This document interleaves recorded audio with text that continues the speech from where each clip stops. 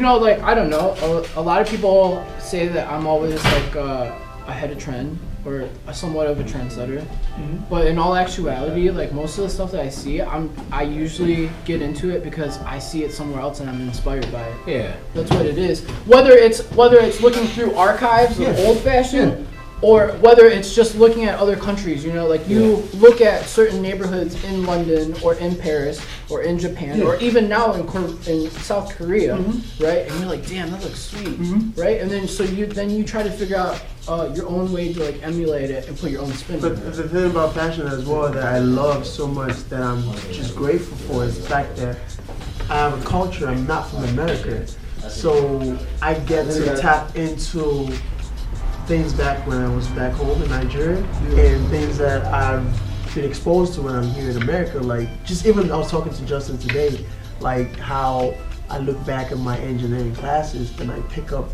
things that you would never even think of as inspirational ideas for designs and collections that I'm making. Just like you as well, you're from South Korea, I don't know where you're from. Taiwan, and if you take a trip back to Taiwan, you can come up with maybe 3 collections, just seeing things that you're down there. Most of my like design aesthetic and stuff is all based off of 2 main things, which is architecture and bodies, like women's bodies. I get a lot of inspiration from it, you know. So like, so I feel like coming from an engineering background, that only makes sense that you appreciate design. Yeah. Because that's what clothes is to me. Fashion to me is just it's wearable design. It's wearable design, and the most fascinating thing for me is when I got into it, it's like taking something that's so far left artistic and taking engineering.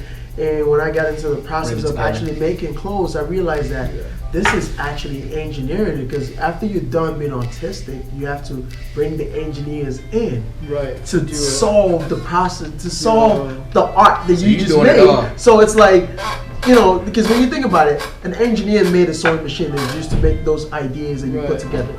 The technician that's sewing the seamstress is technically an engineer, because she has to figure out how your body forms. It's 3D and it's not even 1D. How you got to figure out your dats, your finishing form, and you have an idea to tell you, oh, you can't put this here because why wouldn't you have an opening here? Because if you don't have an opening, you can't fit into it because your head. How are you going to get into the shirt? So you solve problems, and it's like it's related to engineering problems that I have been exposed to. So it's like. Fashion and art and engineering, it's all a cycle. And you put in architecture, it's solving problems. At the end of the day, all you're really just trying to do is solve problems. That's what a lot of people don't understand. A lot of people come into the fashion industry and they just think that it's so easy. And what they don't understand, like how hard it is to just grade a pattern, how hard it is to cut that pattern, and to put that pattern together in order to make one thing. And I'm sorry, that's why when people say, I have a clothing line and you just show me a shirt that's printed on, I have zero respect for you because I'm an extremely technical person. He said zero respect. I'm just saying, because I look, it's like, whatever. Like, I've had friends tell me, oh, why didn't you just go buy shirts and just script it on it? And I just look at them like, you're crazy. Like, I mean, we started out doing that because it was kind of like we just didn't have the funding available. You know what I'm saying? When I say that is when that's all your vision is. It's I just want to go buy an American Apparel shirt. Oh, just, you know, or go buy like a Zara shirt because I like it. Just cut the button up, and those that do it and don't execute it. Yeah. To the level where it's like, because at the end of the day, T-shirts is still with the street. Like, there's gonna be within the next year or two, there's gonna be another brand that's gonna come out with shirts that's gonna be like killer. But at the same time, they put time and patience to it. There's ideas, there's innovation, there are like things that you're gonna look at like, damn, I wish I thought of that. You know, those are the ones I'm like, okay, I respect what you're doing. But other people, they just think that, as you said, it's easy. I'm gonna just go buy a shirt and just write some stupid shit and just say, I have a clothing line. Well, I think that when me and Jay originally started, it was kind of like our focus was kind of just like putting out stuff that we were wearing, but in our own fashion. And then it became like this whole thing where we were like, no, we want to make the clothes ourselves, and we want to be able to design and put together the stuff ourselves. And that's why, like, you know, we get a lot of people that ask us like, how come you haven't put out another Chief line? How come you haven't been doing that? And it's because like we're working on coming out with a whole different product that is born from stuff that we've learned being within the industry. You know? And just like, you don't have to tell me anymore, but I just know that alone is a story that eventually when you do come out with it, it's gonna gravitate and it's gonna travel further, and people are gonna be like, oh my god, this is so dope. And the most fascinating thing is people ask, oh wow, I like this piece, what's the inspiration behind it? And you can sit there for a day and just tell them how instead of just saying, oh, I thought it was cool. And that's the big difference. And see, back in the day, it used to be like that. Like, you used to be able to, you know, go to a flagship store and be like, hey, like, how did this design come about? And like, the person that designed it would sit there and talk to you about it, right? But then when the market just became so oversaturated with the same thing, then the story was lost. You know, and we feel like what we want to do from this point on forward is to recreate that story again in our own story. You know? And so that's definitely, I totally get where you're coming from that. Like, I see so many people now, I get line sheets all the time from companies that are like, hey, you should pick up our line, we have hot pieces. I got a line sheet for you, bro. And then I look at it and I'm like, this is the same shit everybody else is putting on. You know, like, if we wanted something like that in our store, we would just do it ourselves. I challenge people, if you want to create anything, shut up the internet for a month or two and create and see what you come up with. It would never be what's out there. It will be you, it will be original, it will be innovative, it will be progressive, it will be out of this world dope. But it's like the human body, we're wired to just, even, you don't even know it, but you see something and you won't even know that you like it, but your mind is gonna process it, and when you're designing, you're gonna end up doing that. So imagine being fed that information 3,000 times more on the internet every single day. See, that's why it's even hard for people to be original, because they just so caught up in the system of what's hot, and they tell you this is hot, this is hot. If you don't do it this way, it's not gonna work. And that's my question. That's what I always ask people about. Like, if there was Instagram, would you still be doing photography? That's a good question. 99% of people would not. No. About 85%. If there was no Instagram, I don't think I would get into photography, and that's just me being honest. I saw something and I liked it. And I was like, whoa, I want to learn how to do this. You know? And I'm not going to consider myself a photographer, but I have a vision of how I like my things, and how I have a vision of beauty and things that I like, so I capture it, and when I want to create, I work with this man to execute it to the level that I want it to be. Not because I got a camera lens, I got a camera. You got a better explanation than a lot of. I got a camera. Oh, I'm gonna shoot my shit now. Nah, there are people that can do. Even though the pride in me want to just do this shit myself, but I understand that there's certain things that if you're not at the level, I've always been the same way too. You have to be able to outsource certain things. Like, I took photography classes out of necessity of having to take pictures of product, right? And then I started trying to do more creative things, like do outfit grids, do shoots, whatever, right? But I've never considered myself like a photographer, because I feel like if I was to do that, I would just be downplaying what Justin does. Exactly. Do you know what I'm saying? Yeah. And it's kind of always been like, me, bro. Don't marginalize you. Don't marginalize you. Man. And I think titles is just. Titles, I don't even go around. Titles and labels, man. I don't know. Titles and labels or whatever you want to call it. Those are accolades for your hard work. Just feel like I create. This is like a doctor. A doctor would not call. You're not a doctor until you've worked those 8 years, gotten your residency, and doing all this stuff to become a doctor. That's when you get that title as a doctor. You're not a fashion designer if you don't even know what a sim allowance is. Right.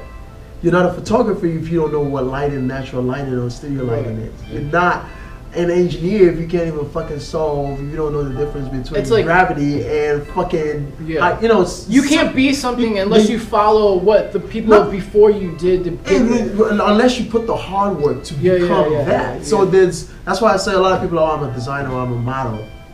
Oh no, God, start with that. Well, Why? We open up Like, that's another hour of podcasting right there. Yeah, but you get what I'm saying. It's like people just like you go on people's Instagram and they just put his title. Oh, I'm a IG model. I'm a designer or I'm a photographer, but I'm like, do you even know what that word means to be a photographer? Yo, I don't. I mean, honestly, I don't even like saying I'm a photographer. One, because I don't even do what my granddad did as far as having a dark room and all that. You know what I mean? I got respect people who shoot strictly film and know how to work a dark room and all that. That's, you know what I mean? Like, in the same regards too, it's like you get those same people though that are like, oh, well, if you're not shooting on an XD or if you're not, you know what I'm saying? If you're not shooting on such and such camera, then you're not really a photographer. Yeah, but then it's like, yo, you don't know what the fuck you're talking about because real photographers, you know, some of them, they get to a point where they don't even care. Bro, it's this one photographer. It's this one photographer just shot everything with like a Kodak like throwaway camera and had the coldest photos, bro. Or like, what about the photographers that only shoot on like Hasselblads, like the old school Hasselblad? And you still, I mean, you have photographers that just shoot. You know how you shoot something and you see it right there. What about those that have to wait maybe a couple of weeks before they print their pieces out and they see it? They're like, okay, it's probably, you know, as you said, like the dark room and the dark room. That's a whole nother. And it's like that's another engineering shit right there. I think anybody that wants to put like a label or a title on something is just a person that is having a hard time defining themselves. So now, granted though, when I got into photography, it's just that the darkroom and all that wasn't even really existing. You know, it was like digital photography. I mean, when there's started to get into schools that teach it. But yeah, they do have so when I got into it, and I got into it on some, like, I was vlogging first, and I was starting with photography. Yeah, I remember that. I was vlogging, and I was like, I want you were photos doing with my interviews. Vlog. Yeah, I was interviewing people and stuff like that. So that's how I kind of got I want to see this. Man, it's still up there. I was interviewing other people. Like I was like for instance, I interviewed y'all. Yeah. So that was when I was a little heavy. Yeah, don't judge me for anybody that goes to look at it. So that's like the whole thing was like I would like sit down with my friends and I would like talk to them and like you know, edit it, and that's how I started. And then I was like, man, and I just started doing the photography and just found myself shooting every day for my blog. And I mean, from there, that's how it, you know. The years that I've known you, I've seen so much fucking progress and like, cause I look at my old shit, bro. You have to evolve. It's not that your old stuff was bad. I'm just saying that like your progression is like you could tell that it's not a hobby, that it's not this and that. It's like something that you have passion about. You know what I'm saying? And it's and hard I just to want to notice keep getting better because I feel like even from a year ago, some of the photos I've taken like have gotten better this year. And I think, but then like even like a couple months ago, you know. Yeah, it's like and that's the only way. You have to be your biggest critic. You have to look back at things. Yeah, it's like you don't hate it, but like you have to even sometimes. It was good for the moment. You have to give yourself. Sometimes you just have to look back and be like, okay, I did a good job. You have to even commend yourself some time in order for you to be able to grow. But at the same time, you just have to see, like, you have to be hungry to progress. Like, for me, can't be I just satisfied. I only have a year of fashion experience. So to me, I'm like, I don't even know Afro fashion. Like, I only know, my collection was made up of maybe 2% of what you can do with clothes. Yeah. And that's just the most exciting part because I know I still have so much room to grow, so much shit to learn, so much inspirations to be acquired from just traveling and seeing things. And that's just what keeps me going, knowing that I can walk into a store or go out one night and I can see something that you have on and that can trigger a whole new collection. And my mind is thinking from an engineering perspective of how I'm going to do my prints, I'm going to lay this fabric out, I'm going to cut this, it's going to fit. And that's like a project to me. Yeah. So it's like you just have to keep pushing yourself and like just look for inspiration, even though you're in this world where everything is so trendy. How do you separate yourself? That's why I like, you know, it's crazy. On the subject of like watching somebody's progression though, it's also like a clear reflection of who they are as a person. Mm-hmm. Do you know what I'm saying? Like when you see people that get to a certain point, they get stunted and they just don't grow anymore, it reflects in what it is that they're producing. Do you know what I'm saying? So like what I was saying is that like when I watch Justin progress in his photography, then it's like you know that person is not only progressing in photography but progressing as like a creative. Yeah. Yeah. And that's always been like our motto, you know, like we've always been like some creatives that support creatives. Yeah. You know, and I feel like as long as people continue to grow and to maintain or to progress in their creativeness, that the world will become a better place, really. Yeah. Damn, that's a good way to end some shit, bro. I just said it like. Just cut it up right there. Just black it out. So, so that's gonna be. That was like inspired, bro. Yeah, it's like yeah. Gandhi shit. But so that's gonna end this segment of the podcast. Thanks everybody for tuning in. If you guys have any comments or questions about anything, go ahead, leave it down. We'll try our best to answer it. Like I said before, we're gonna try and bring in other creatives from other different backgrounds, and if you guys have any suggestions for that, like we kind of know a lot of people in all different types of backgrounds, and we could definitely do it. Do you guys want to give your social medias? Yeah, Instagram. Instagram JMillz77. That's JMILLZ77. And I think that's all you. The website? Yeah, the website. Again? freshcooldope.com. That's fresh-cool-dope.com. And then I mean, you can kind of see everything with them too. Yeah. Then explore. You explore. Yeah.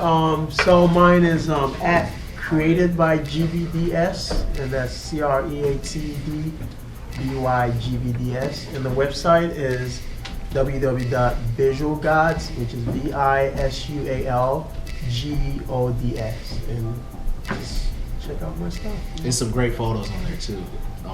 Buy this, man, right here. And like always, you guys can awesome clothing too. So yeah. Like always, you guys can follow us at Leone Legion, or you can follow me at Youthful313 on Instagram, on Twitter. It's all the same. So yeah, thanks for joining us. Bang signs and shit. After all that.